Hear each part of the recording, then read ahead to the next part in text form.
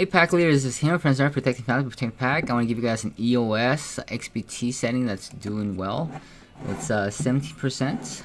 Now we've got kind of changed the setting so that it's for a bull run, so that it'll long and then no position. So make sure this is on there. That's should be correct. And we've upped our trade amount up to 40. So it's doing 10% of my portfolio right now, and it's on a small portfolio for now. So I guess about maybe 500 bucks or something in there. And we're gonna be 5x leverage.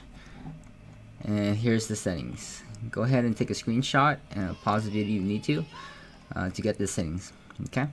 So overall, it's doing much more consistently with this type of setting for bull runs. We don't want to be shorting at all on a bull market because that'll get you hurt. So just buying and no position is where it's at. Hopefully this has helped. Try it out for yourself, guys. And if you guys want access to the tuner, just click on the link below and it'll auto tune your settings and auto update your trade amounts too. So as it trades and puts it into a no position, if my portfolio has grown, it'll then update this position to use more contracts as it grows. So that way it perpetually compounds over time. As your portfolio grows, it can trade more and grow more. Okay, thank you guys. Have a good one. Talk to you then.